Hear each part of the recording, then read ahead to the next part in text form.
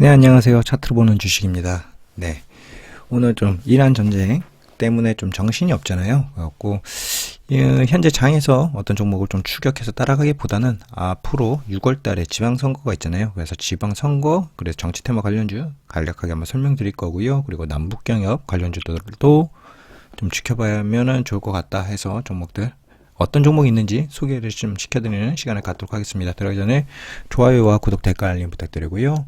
간략하게 현재 시황 얘기 말씀드리고, 그리고 이 지금 시황에 따라서 어떻게 대응해야 되는지, 다음에도 요가 유사한 일이 또 발생할 수 있으니 그때는 어떻게 대응을 해야 되는지 좀 말씀드리도록 할게요. 내일 9시 기준으로 이제 결정이 나게 된다고는 미국 쪽에서 트럼프 대통령 입에서 나왔죠. 근데 현재 하르그섬 공격 시작했고요.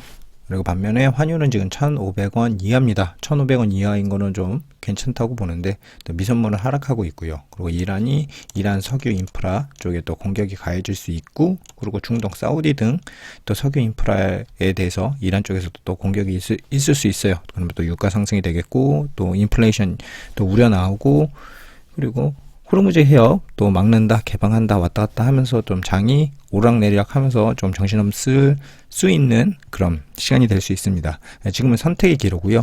이런 선택의 기로에서는 주사위를 던져야 됩니다. 그리고 동전 던지기를 해야 되고요. 그리고 앞면이냐 뒷면이냐에 따라서 홀짝 승부가 되게 되는 거는 홀짝 승부가 되거든요. 근데 현재 어제나 그제까지 해도 어느 정도 장이 좀 바닥을 찍고 반등장이 나오면서 그때그때 샀던 종목들은 수익권을 충분히 줬을 거라고 좀 생각을 해요. 그러면 그 종목들에 대해서는 이렇게 내일 패가 오픈되기 전에는 어느 정도는 수익 실현을 하고 현금을 들고 관망을 하는 게 답입니다.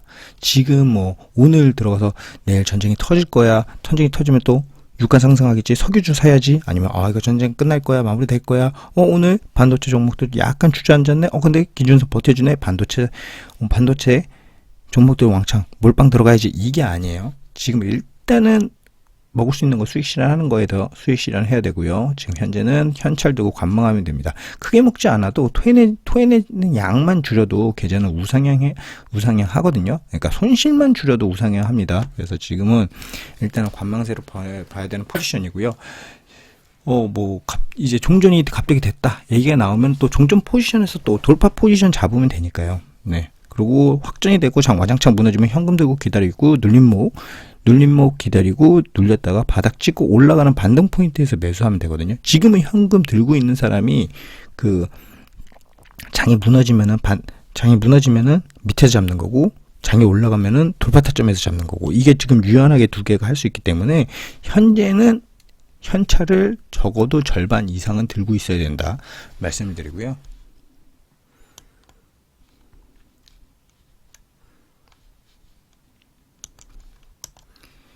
아무래도 지방선거가 6월 달에 좀 준비가 되게 되잖아요. 아무래도 그렇기 때문에 현재 장이 무너지건 뭐고 하건 적어도 4월 말에서 5월 정도에는 정치 테마주, 지방선거 관련주 위주로 좀 흐름이 나올 수 있어요. 근데 전에부터 해서 꾸준히 말씀드렸던 거는 좀 제일 시장에 이목을 좀 제일 받을 수 있는 거는 서울시장 관련주이기 때문에 정호영 후보 관련주 위주로 좀 보자고 했었고, 종목들도 꾸준히 봤습니다. 그래서 종목 소개만 해드리도록 할게요. 일단은 강력하게 1파 나오고, 지금은 가격 조정, 기간 조정 오고 있습니다. 첫 번째 종목 바이오스마트고요. 좀 더 기다려봐야 되는 거고, 그 다음에 율촌도 마찬가지입니다. 네, 여기서 이 부분에서 우리 같이 공부했었고, 상승분 나왔었고, 지금은 가격 조정 오는 부분. 삼표 시멘트는 지금 옆으로 크게 눌리지 않은 상태로 옆으로 기간 조정 가고 있어요. 근데 이 눌리는 폭이, 이게 상승률이 크기 때문에 이 흔드는 폭이 좀 그렇게 작은 폭은 아니거든요.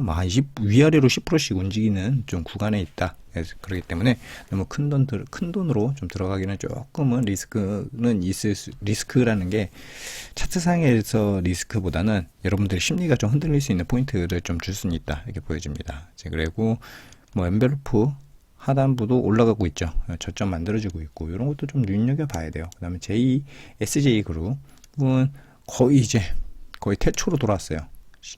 자, 이렇게 크게 보면은 1파 나오고 이것도 뭐 장기평선 2년선 기준으로 또 보면은 좀 좋겠죠. 네, 일단은 추세 다시 돌리고 상승 나는 포인트를 좀 보면 됩니다. 그래서 눈여겨봐야 돼요. 꾸준히 봐야 되고. 다음 대주산업 또 1파, 2파, 3파, 그리고 A파, C파, B파. 이것도 좀 눈여겨봐야 되고요. 거래량 이 부분에 터졌고, 위 고점에서 거래량이 터진 적이 없거든요. 대부분.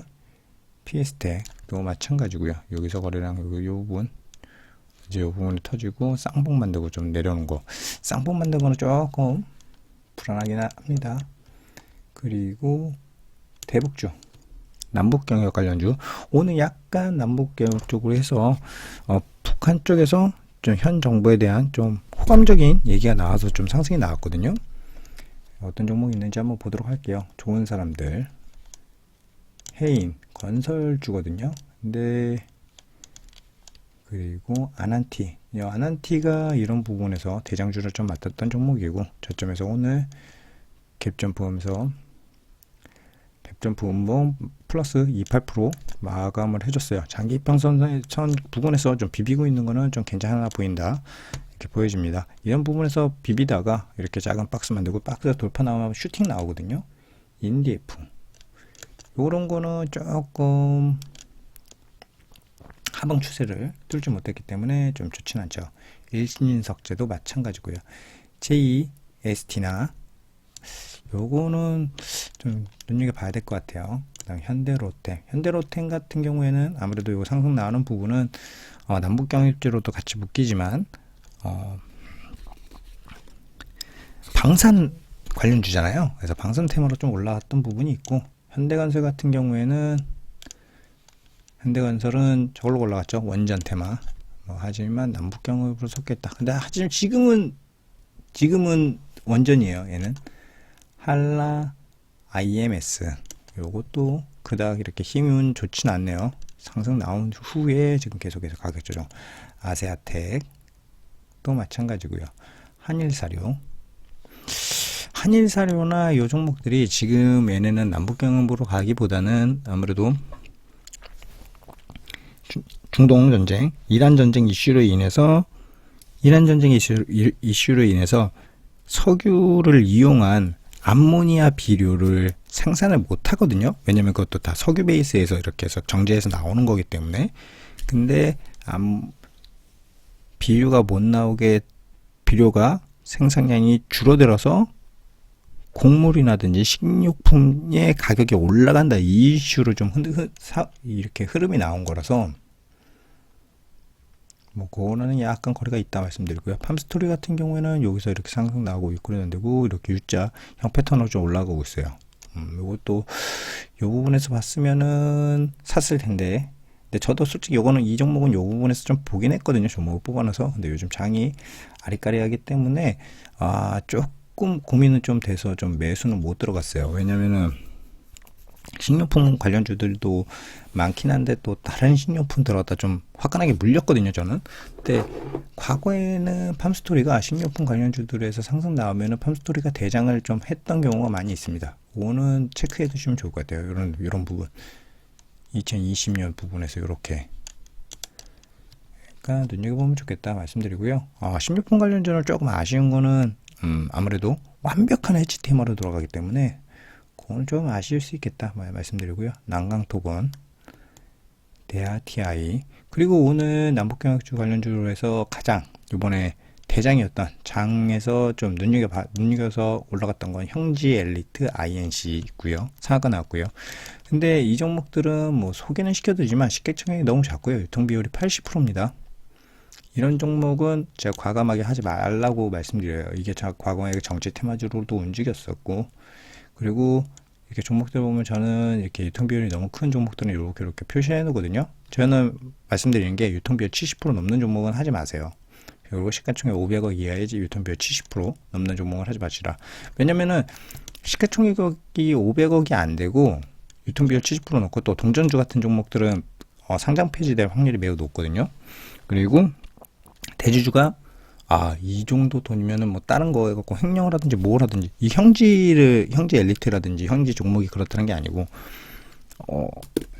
뭐 이렇게 자금을 이렇게 해서 챙겨갖고 상장 폐지를 하더라도 더 이득을 볼 수 있기 때문에 약간의 리스크가 있다고 생각해서 저는 유통비율 70% 넘고 시가총액 500억이 넘는 종목은 하지 않는다 말씀드리고요. 형제 종목들이 대부분 그럽니다. 그건 좀 아쉬워요. 유통비율 72.1%에 시가총액이 300억이 안 되죠. 상한가는 나왔지만. 그래서 이런 종목은 상한가가 나와도 하지 마시라. 크게 데일 수 있다. 물릴 수 있다. 말씀드리면서 영상 마무리하도록 하겠습니다. 네. 그래서 오늘 한 줄 요약 들어가면요. 내일 뭐 전쟁이 확전될 수도 있고 종전이 될 수도 있습니다. 하지만 이렇게 종전이냐 확전이냐 뭐 내가 다 죽여버리겠다 뭐 이 얘기도 나오는데 이렇게 동전 던지기 앞면이냐 뒷면이냐에 따라서 장이 휙휙 바뀔 수 있는 장이라고 하면은 일단은 수익 실현하고 현금 들고 관망세로 좀 지켜보는 게 맞습니다. 그래서 장 와장창 무너지면 밑에서 사는 거고요. 종전이야 끝났어 합의했어. 그래서 올라가게 된다면 올라가는 포인트에서 돌파 타점으로 잡는 거죠. 그래서 이 돌파 타점 잡는 법도 다음 영상에 어떻게 하는지에 대해서 우리가 같이 보고 있는 종목 중에서 돌파 타점이 나오면 어떻게 대응을 해야 되는지에 대해서 다음 영상에 또 같이 공부하면서 차트를 좀 소개시켜 드리도록 할게요. 네, 들어주셔서 감사하고요. 마지막으로 좋아요와 구독, 댓글 알림 한번 다시 부탁드리겠습니다. 네, 감사합니다. 돈 많이 버십시오.